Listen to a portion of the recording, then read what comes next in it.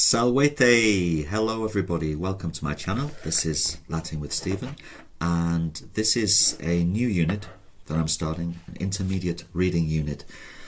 So if you have been following the beginner units, the beginner's course, don't worry, that's still happening. I intend to come back with another video very soon on continuing unit 3. But I wanted to start another one for people who are a little bit further along in terms of their learning of Latin. So who is this for? Well, I guess those people who have learnt already the basic verb forms, tenses, conjugations, the nouns, the adjectives. They know all that, and they have some familiarity with the different rules of syntax. What does that mean? So time clauses, temporal clauses, purpose clauses, uses of the subjunctive, those kind of things. Might not necessarily know everything, but you've got some idea about these things, and you feel ready to have a go at a bit of reading now, to try reading some texts and to see how you do.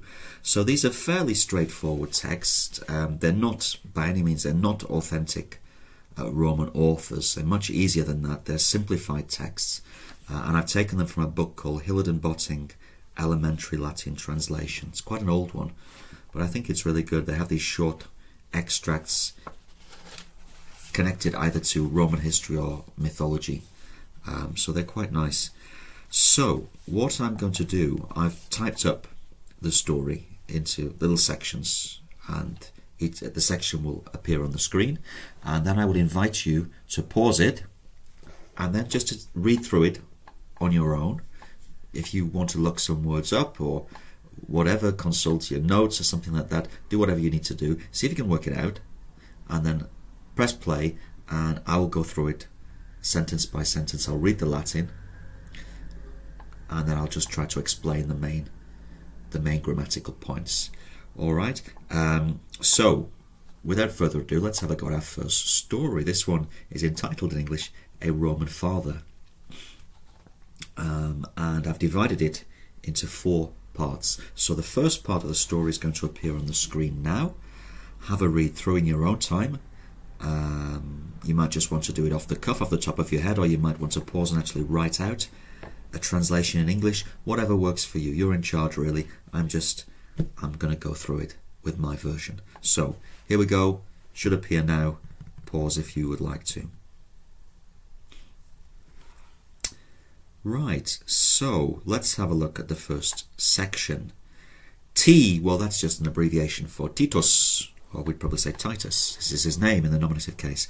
Titus Manlius Torquatus, consul, exercitum Romanum ad disciplinam severissimum instituit. So we've got the nominative, Titus Manlius Torquatus, that's his name. And the next noun, consul, anyone familiar with Roman history, Roman studies, may be aware that the highest state post, the magistrate, there were 2 of them, and they were the consuls. And we're told that after the kings were ousted, the last king being Tarquin the Proud, they replaced the kings with 2 consuls who served together for a year, and then you got 2 new ones. So basically this is a senior magistrate, without going into too much detail. So Titus Manlius Torquatus, consul. Now that's what we call a noun in apposition. It's placed next to the person's name. Again, it's in the same case, nominative. It's just giving more detail. So Titus Manlius Torquatus, who was consul. Then you need to find your verb instituit.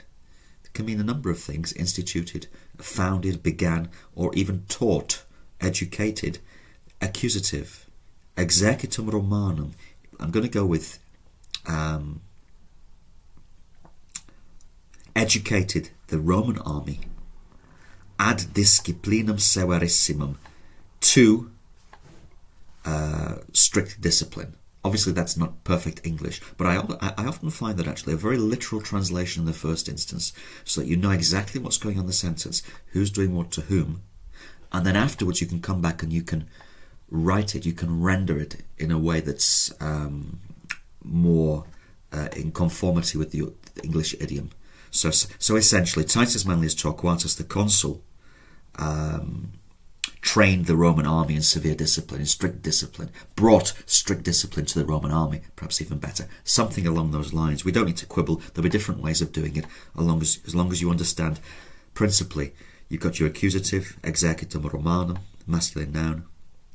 Ad always takes the accusative, so to, he brought them to a severe discipline. Again, there's a second accusative after the preposition. And your nominative is Titus Manlius Torquatus, consul. Next bit. Nemo, direct speech. Sic militibus edixerat. Nemo solus extra ordines cum hostibus pugnabit. End of quote. Nemo, nobody. Thus, pluperfect tense from edicere. Thus here, to give an edict, to instruct. Thus he had spoken. Thus he had instructed. Militibus, to the soldiers, from the noun miles, M-I-L-E-S, soldiers. This is dative plural. Thus he had instructed to his soldiers, given the order to his soldiers. Nemo, nobody. Solus, alone, on his own. Pugnabit, future tense from pugnare, will fight. Extra ordines, so out of the battle array, out of the line. Picture all the soldiers lined up in their various, regiments, however they do it. Nobody's to go out on his own, basically, out breaking order, breaking ranks. Cum hostibus, so nobody will fight. Come with hostibus, ablative plural. Ablative after come with. We would say the enemy, but this is plural, with the enemy soldiers, literally. Nobody will fight on his own, out of rank, with enemy soldiers. Subject nemo, verb pugnabit, future tense. Bit more.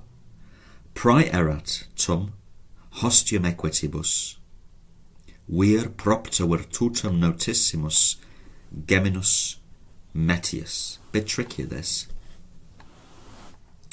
Praeerat, the verb is praeesse, to be in charge, to be in command of. Tum, adverb, at that time. Hostium equitibus, you've got your genitive first, then your dative. Now, whenever you have one of these verbs, praeesse, praesum, I am in charge, praeesse, to be in charge of, it's followed by the dative. When you have a compound involving esse, so esse plus a little prefix, it's always followed by the dative.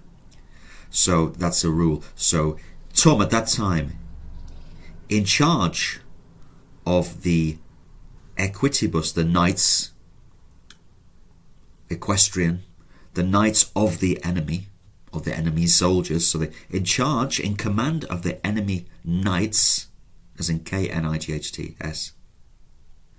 Vir, nominative, a man,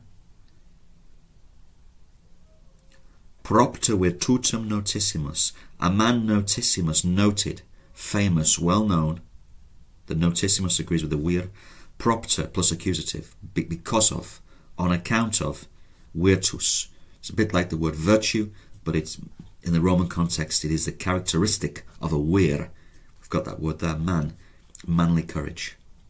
All right, so very, very courageous. This man is called Geminus Metius. So let's just go through that again. Then, Geminus Metius, a man well known for his bravery, for his courage, was in command of the enemy knights, or in command, in charge of the enemy knights at that time. We could supply was a certain man called Geminus Metius, well known for his virtus, his courage, manly courage, possibly extended to virtue. Last bit. Manli filium Metius ad Catamin provocavet.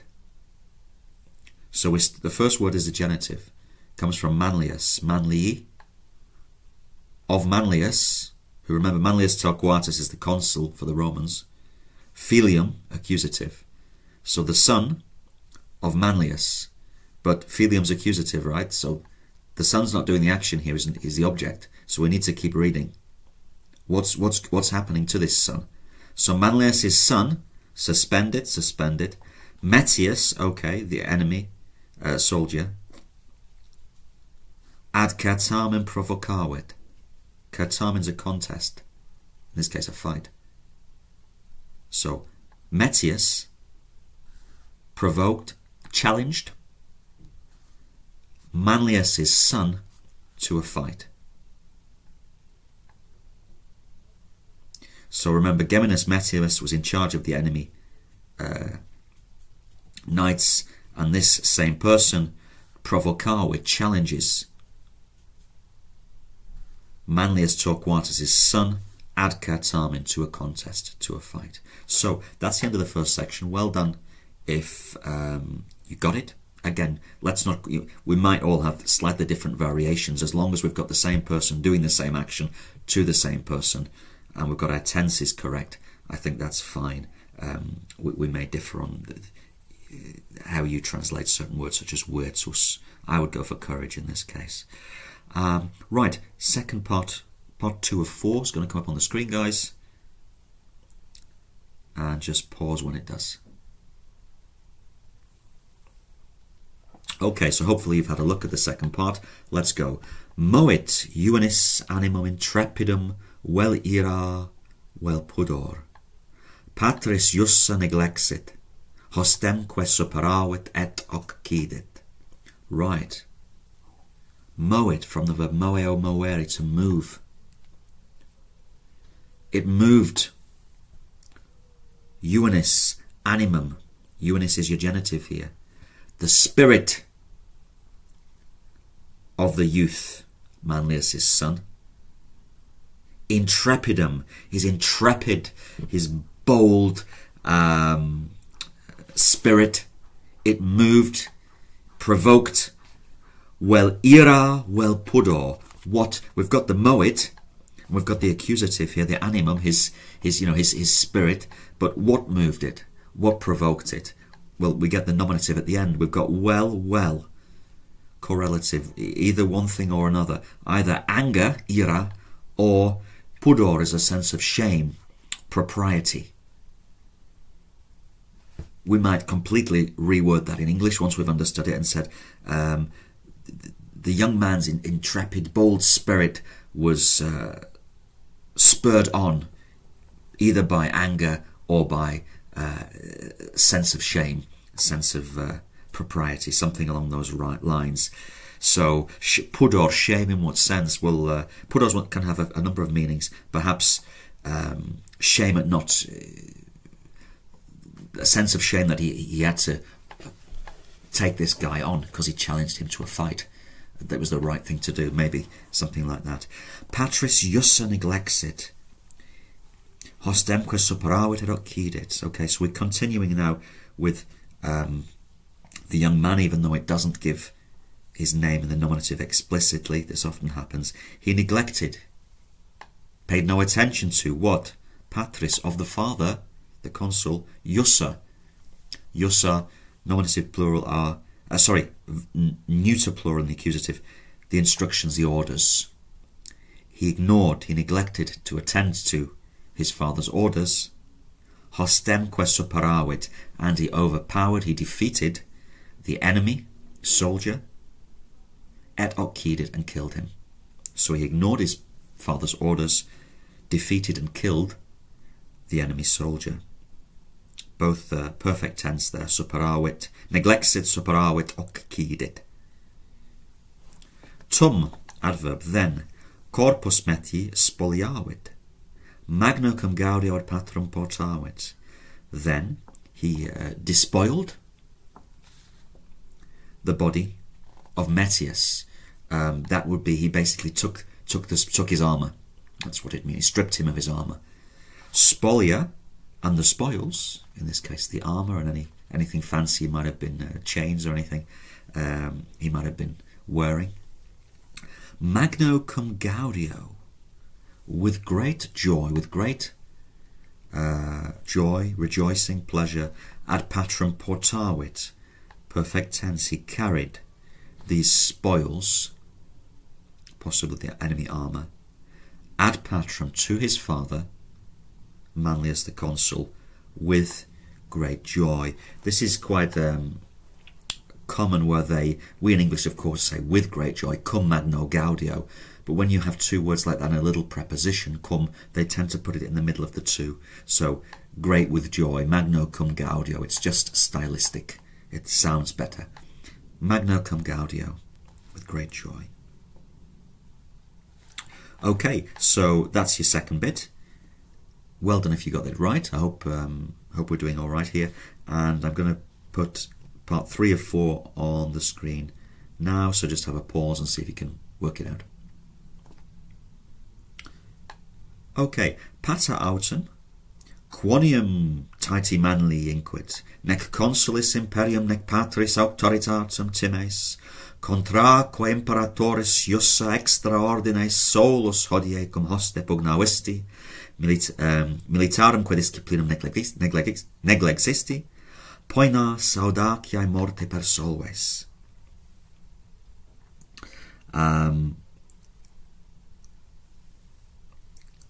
So very, very long sentence there, really. The father, autem, adverb, however, inquit, said. Then we start a little speech. Quoniam, since, seeing that, he addresses his son, Titus Manlius, vocative. Seeing that, Titus Manlius. Let's find our verb. Nec, neither, times. You fear, present tense, neither the imperium, the command, authority, well, command of your consul, nor the authority of your father. Contraque, remember que, appended to the end is and, imperatoris iussa, and, seeing that, contrary to against the orders of your general, I would translate here imperator in military sense as a general, extraordines, out of rank, out of line, alone, today, hodie, cum hoste pugnavisti. So, seeing that you fear neither the imperium, the command, power of your consul, nor do you fear the authority of your father, and seeing that you alone today fought contrary to the orders of your general, alone against the enemy, cum hoste pugnavisti, militarem quae disciplinum neglexisti, and seeing that you neglected, ignored military discipline. So that's all based on quoniam. So seeing that, since quoniam nec times, since you don't fear, since pugnavisti, since you fought, and quoniam, since neglexisti, and since you neglected, ignored, poenas audaciae morte per solves. So this in a sense is our main clause, isn't it? You, per solves, that's third conjugation verb, future tense. You will pay the penalty. You will pay the penalty of death for your audaciae, for your audacity. You will suffer the punishment. Poenam, or poenas, often in the plural, per solvere, you will suffer the penalty, you will suffer the punishment. Morte, of death, that's your ablative.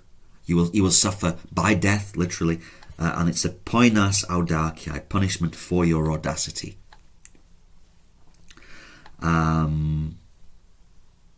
Last little bit then. Triste exemplum erimus, sed reliquis juvenibus utile. And that's the end of the quote. Erimus, from the verb esse, future tense. We shall be a sad example, a sad precedent, but utile, that is in agreement with the exemplum, an example or a precedent, useful, reliquis juvenibus, dative, useful to the remaining young men. So we shall, once you understand it, if you were trying to produce a nice translation, idiomatic English, you might just change a few bits and pieces. I'm going quite literally here because my focus is understanding. We shall set a very sad example, but an example useful for the remaining young men, dative, utile reliquis juvenibus, the nominative singulars juvenis, third declension, young man. Last sentence. Statim patris Iosu filius ad supplicium ducitor. Statim, adverb of time, immediately. Patris Iosu. So the Iosu is your ablative, because of, on account of, the order, command, genitive of the father. Filius, nominative, the son. Ducitur is led, present tense, ad supplicium, to punishment, in this case death. Immediately, upon the father's order, on account of the father's order, the son is led to his death, to his punishment. Sometimes they do this where they use a present tense when you're vividly describing what's happening. Seeing as though the rest of it was in the past tense, you may wish to just put it in the past tense. The son was led. So the nominative is the filius, and it's a passive verb. He is led. We could change it. He was led to ad supplicium, to his punishment. So there you go. I hope that's it. I think I said 4 sections, but depends how much I can get on a page when I type them up. So whether it was 3 or 4 there, it doesn't really matter. That's certainly the end of the story. That, incidentally, I recently read that story. It is taken from the historian Livy. I think it's book 8, don't quote me.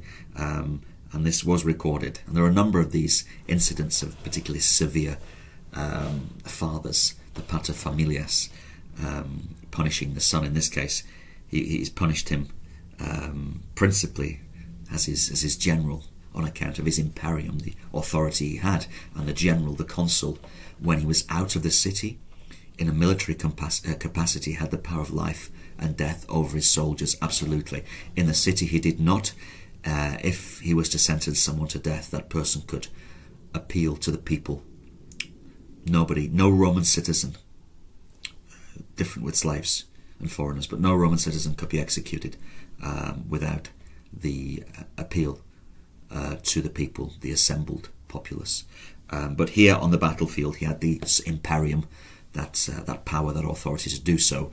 Also, as a father, he had the, well, depending when, this would be the early days, the father, part of the, what they called, I've forgotten the word now, the pater familias, the head of the patria potestas, that's the word, the paternal power extended to life and death. So as much as the head of the household, the father figure, had power over life and death of his slaves, the same was true of his sons. And there are instances of this when you read the Roman history, of these very severe fathers sacrificing sometimes their own sons to certain principles. So there we go. That's a bit of a side note, really, but I hope that's been useful. I hope you got most of it right, or if you've made some mistakes, that you understand why you made them. If you have any questions, feel very free to just pop them in the comments, and I shall try my best to answer them briefly. And yeah, so I hope this was useful. I'll probably take some more text, same kind of length from this book, similar level of difficulty, and do this maybe once a week or something like that if I'm able to. And I hope also to do some more advanced short reading passages at some point in the future as well, for those people who find this quite easy. So guys, enough said. Thanks for joining me today, and I hope to see you soon.